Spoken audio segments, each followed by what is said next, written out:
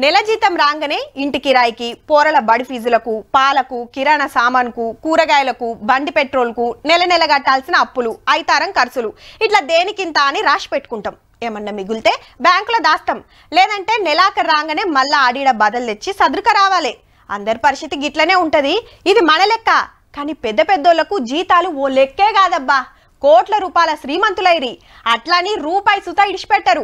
అయితే సారు తెలుసు కదా, యాదాద్రి జిల్లా ఆలేరు కాంగ్రెస్ ఎమ్మెల్యే బీర్ల ఐలయ్య అసెంబ్లీలో సర్కార్ విప్ సుత. అయితే ప్రభుత్వం ఇచ్చిన జీతభత్యాలను కూడా ప్రజల కోసమే వెచ్చిస్తామని చెప్పి ప్రతి నెల ఒక్కొక్క స్కూల్ కు గానీ ఒక్కొక్క పేదవారికి గానీ అగనట జీతం అంతా పబ్లిక్ కే ఖర్చు పెడతాడట. అయితే సారు లక్కీ నెంబర్ 9 ఏమో 9 రూపాయలు అయితే తీసుకుంటాట.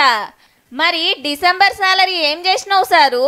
ఆలయంలో ఉన్నటువంటి ప్రతి స్కూల్లో ఉన్నటువంటి విద్యార్థులకు పరీక్ష ఫైళ్లు ఇవ్వడానికి నిర్ణయించుకుని ఈ మొదటి జీతంగా ఇప్పుడు మన ఎమ్మెల్యేలకు జీతం, బత్తాలు, ఆ ఖర్చులు, ఈ ఖర్చులు అని నెలకు 3 లక్షల దాకా వస్తాయి. పదవి కాలం 5 ఏళ్లు కాబట్టి 1,80,00,000. ఒంటరి మహిళలు, దివ్యాంగులు, ముసలోళ్ళు, ఆటో డ్రైవర్లు ఇట్లా నెలకొకలకు వంచుతాడట సాలరీ. మంచి కార్యమే. అట్లనే మీదికెళ్ళి పైసలు తెచ్చి కూడా పనులు చేసుడు మర్చిపోకు సారు.